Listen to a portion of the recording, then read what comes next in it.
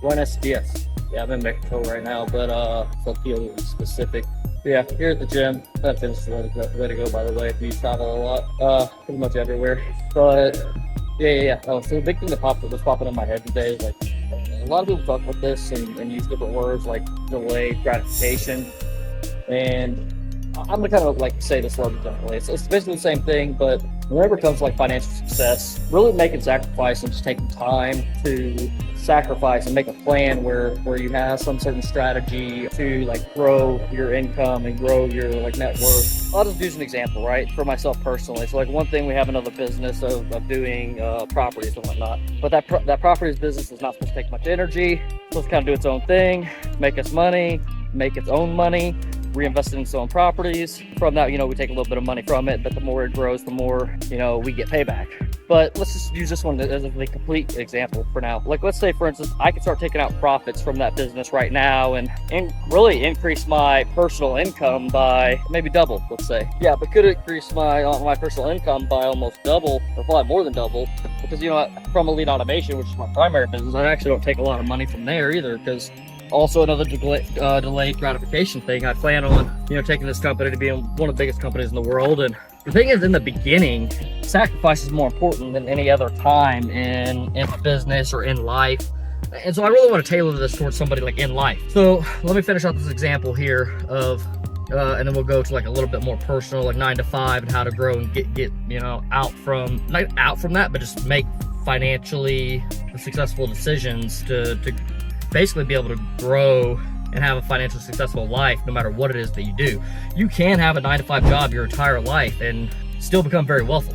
I mean, you can literally work at McDonald's your entire life and still become very wealthy. The thing is, the sacrifice is going to be much more tremendous, and the growth is going to be much more slow, and potentially the growth potential, will be less. Potentially. I mean, you could just get lucky and invest in the right things and become extremely successful, even working on a McDonald's, right? I don't advise that. I advise some like type of career that's going to make you a decent money, so engineering, something at least like an engineering or like a welder or something that makes a decent income. Maybe you have to work, some overtime, work a lot of hours, whatever, but you still make really good money. And then you just need to sacrifice. So going back to it, like I could take more money out of that company and just live a better life. I just bought a house. The house, even today, without even really making a sacrifice for my personal income, I could have bought a house probably twice the size.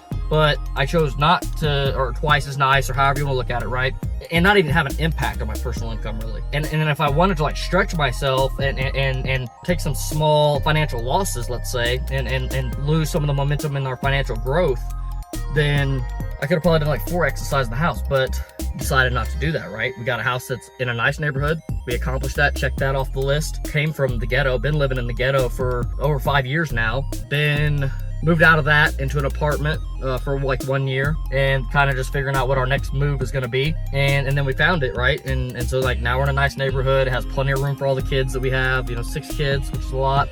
We checked off some of those minimal boxes of like being in a nice neighborhood and having a big enough house. It also has a swimming pool, which is super cool, and it has a yard and everything like that. So that's a huge deal as far as just checking off the minimal like list of things, right? The swimming pool wasn't one of them, but it was just a nice plus, especially with us having so many kids. They're really going to utilize it and whatnot. But going into, if you have just a 9 to 5 job and you're collecting a paycheck, and this is really, I feel, easy for individuals who are good at like saving money and stuff like that, because you're already ahead. You already kind of have that delayed gratification part of things. You just need to apply that money towards an investment. I highly believe that you should not let money sit in a savings account for any period of time. Like there's like, I'll just say Robinhood, right? If you're in the USA, I know you have access to Robinhood. You can pay like $5 for the premium membership, and then from there you will get like 5% APR return on any money that's sitting in that account. So better to start a Robinhood account. Maybe don't even invest your money, but just save all your money going to that Robinhood account. And like some payroll services, you can do like split check where you have a certain percentage of your check going to that. And so like that's what I just recently did, is I converted my 9 to 5 paycheck from Elite Automation for a huge portion of it to go to my stock market account. And I did that because prior to that I was doing a weekly transfer. So I said, let's say I'll use a random number, I was transferring like $350 a week over into the Robinhood account. The only real issue with that is, let's say, So for one whole week, money sitting in my other account of $350 for a week, every single 2 weeks. That might be kind of hard to like track or whatever, but the point being is half of the year, there's money sitting in the other account for over like say 7 days before it moves over to Robinhood. I'm not sure what the exact math is on it. I get a paycheck from Elite Automation. We get paid on the 2-week basis, but those extra days being in that Robinhood account will earn some amount of money. And it don't matter if it's $25, $50. In my case, it might be higher. It might be some thousands of dollars because of, you know, just being that amount of money and being so much more frequently, and the amount of money that I actually transfer is more than that. So my numbers might be like thousands of dollars a year extra. But again, it doesn't even matter if it's even $25, even for myself, even for the position that I'm in my financial success. $25, cool, I'll take it. I'll take an extra $25 a year, $25 a month, whatever. Because whenever you work towards like, okay, I just made $25 more from this thing that I'm doing, or I just saved $25 from this other thing that I'm doing, or I'm, you know, those things will start to add up, and that's what will really acquire to like your wealth. Another thing that we're doing, this is one of the business side, but for the properties thing, again, we took out you know, a bunch of credit card debt to do renovations on one of the properties. Probably spent over $50,000 just in materials for the renovations, and that was all on credit cards. So also, again, instead of me taking any money out of that business, we're just paying down the debts. I mean, we've literally in like 6 months have paid down all the debts from that business. We're also paying to pay off any of the mortgages that are on that business. So that business will literally have like 0 debts. Like the only liability that will be within that business is if the revenue stream just stops, but the expenses can get shut off immediately too. We can shut off all the electric, all the waters, all the internets, and all the things that we're doing there, and not have such a negative impact where like that business would never go bankrupt. And we're like very close. I think by like either the end of this year or by next year at this time, there'll be 0 debts on that business. Unless we're acquiring more debts for new property, which is highly likely to happen. But you know, as of right now, we're just trying to get this to a complete cash flow business where there's 0 debts. Like all it does is just bring in money and there's 0 liability. One, because I don't want the distraction from Elite Automation. I want to completely be in this business. And then that's going to set that company up to be very strong. Also, if we want lending, we can also leverage other properties against it. Like if there's some property we really want, you know, like we seen something like not too long ago that was like $1 million, but like the investment was ridiculous. I mean, it had like 17 rooms or something like that. It was like, I mean, a lot of renovation, but we don't mind like doing the renovation investment stuff. If that business is strengthened and it don't have debts on it, then being able to get more loans and stuff for that will become much easier. It'll become like, oh yeah, sure, we'll do it. That's what the banks will say. After you have a good financial strength in a business, banks will be like, okay, we'll do it. No, this makes sense. Now, if things are like close and you're barely profitable, stuff like that, that's when banks don't want to give money. That's when you're going to struggle to invest into the next thing. But I still advise like stretching, right? This is like a separate topic, but like we basically did our taxes and wrote off a bunch of things this year, and it had like a negative impact on our bank lending because some things that should have been wrote off for like multiple years got wrote off for like 1 year. But point being is it actually made it a little bit complicated to get the house. We wasn't even anticipating buying a house this year. Was anticipating on staying in the apartment for at least 1 more year just so we didn't have to move and deal with that whole thing, right? Yeah, when we went to go buy a house, it kind of ended up being like a struggle because of the way our taxes got filed. So that's an important thing to keep in mind too. Keep taxes filed appropriately for like depending on what you have going on in life that year. Oh, I guess it just shows like on your tax filings and how like financially successful you are. It's like I was saying, like I could have like, I'll say not even stretched. I could have just took less financial gain and bought like a house that's 4 times the size of what we bought, or 4 times niceness, whatever, however you want to call it, financially, right? It might even struggle to be able to get the loan and stuff for it, but financially, we could have arranged the money to be able to pay the payment, no problem. Going back to really what we was talking about was if you delay the gratification, if you don't move into the nice house, the nicer house, right? Again, that's where I was going with that. I could have been into a house that's 4 times as nice, but we didn't. We stuck in this house that's like actually pretty below our means. Nice and decent in comparison to what a lot of people have, and super blessed to have this house. But we took the sacrifice route. We took the route of like, okay, we're gonna be here. Not only did we choose this house, but we chose this house and we probably will stay here for 2 to 5 years, and we don't even need to. I mean, we could probably buy, I predict, you know what I mean? I predict in 2 to 5 years, we could easily buy like a $10 million house in 2 to 5 years. Probably much sooner. Definitely much sooner. I mean, cash probably, but I probably won't. Why? Because I want to delay that gratification. I'd rather take that, let's say it just a down payment, like, or let's say it is $5 million cash. I'd much rather stay in the house I'm in now, pay whatever our $3,000 a month payment is or whatever, and invest that money into like the next thing, more properties, more keeping money in the lead automation, which we pretty much do anyway. We don't really take much money out of the lead automation, but just re-roll that money back in, because that re-roll of money is either I could buy, let's say at that moment, let's say I bought a house, $10 million cash, boom, would probably put a hard blow into like the financial momentum of success. So boom, we would get that, you know, let's say it was paid off cash, and then, but it has such a major impact on how much cash we had that now we cannot continue to move forward in the pace that we were. Let's say in those amount of years, we're buying 2 properties a year.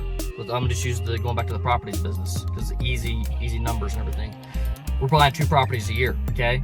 Maybe the property values that we're buying are increasing by double per year. And let's say we're also, because of compounding, right? We're not only buying 2 houses per year, but we're adding an extra house that we're buying every year per year.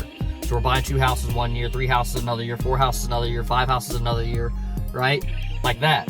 Boom, as soon as you take that money out, spend it on buying this big house for yourself, that momentum just stopped. Now you're back to buying 1 house a year. Whereas like literally if you wait 1 more year, now you would have been buying six houses a year, 7 houses a year. Wait 3 more years, just the revenue you're gonna make from those 3 extra houses in the year will be enough to pay for your $1 million house payment, if that's the route you go. So you only put the 20% down or whatever, 30% down on the house, and then you hold on to your cash, and then you just pay the payment out of, and just take more profit out of the property's company if you need to. And kind of hopefully I just kind of like just touched on this topic in a little bit different way than maybe you've heard some other people talk about it, because people talk about, you know, delayed gratification a lot, but I don't know if, you know, it's always explained in the best way of like, how can I make sacrifices? You know, you can sacrifice with your time. You could go and like cut grasses in the evening, do some side hustle business or something like that, or just having a secondary job. You know, I highly advise that the issue with secondary jobs is that second job, where's it going to get you at in 2 years? Are you actually are you learning another skill set that now your base income is going to be more? I always advise in elevating and creating save points in life, right? So if you're renting an apartment, buy a house as soon as you can. Why? Because it's like a save point. You know, some people say don't buy, blah, blah, blah, whatever. I don't believe in that. Buy the house. Start making the payment. Don't just make the minimum payment. Start putting an extra $250 towards that house payment. That'll pay, you know, if you go with 30-year loan and you pay, if you look at what your principal amount is and you pay over double that, and you do that every single month, eventually, or that house will pay off in 15 years. I think less. I think it's like 9 years, if I'm not mistaken. If you just pay double of what the principal amount is every single month, I'm pretty sure it pays it off in like 9 years or something like that. I've done the math before, but now in 9 years, boom, save point. So like, even if you do nothing else in life, you did 2 things. 1, you bought a house today that will appreciate in value. You bought it for $100,000 today, but let's say in 20 years, 30 years, it don't even matter, 40 years, right? That house that you bought for $100,000 will then be $200,000, right? So it's gonna appreciate. So first of all, you just bought a property today that will then have a $200,000 appreciation, which is $100,000 more than you would have had if you didn't buy the house. Even if you just make minimum payments, you can resell that property, take that money out, plus whatever little extra you made off of interest, but now you have $100,000 in hand.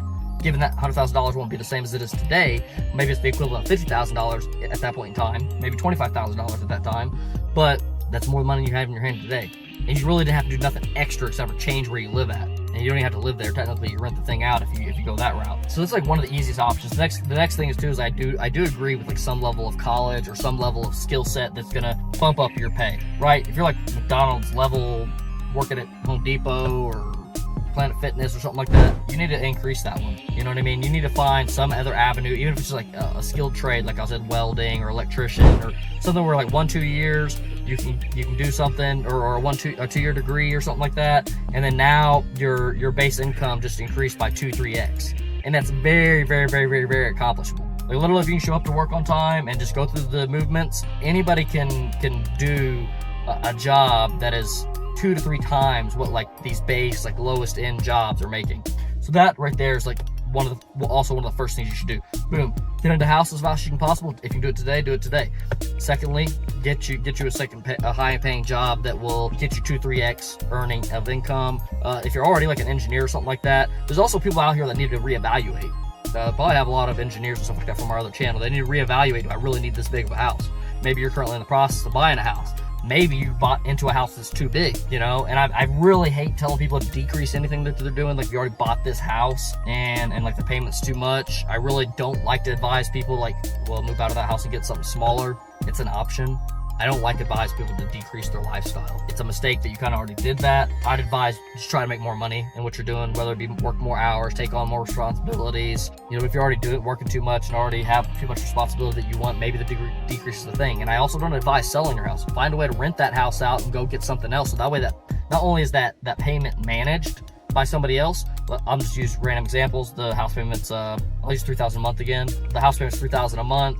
Let's say you rent it out for $4,000 a month. Now or even $3,500. Now you just increased your income by $500 to $1,000 a month, and you can move into another property. At that point, maybe you can move into another property that's exact same size, exact same price, exact same house payment, but you have $500 to $1,000 extra to pay towards that house. Giving you, like, if you buy a primary residence, I think you have to wait like 2 years before you can move into another property. We'll catch you all on the next one.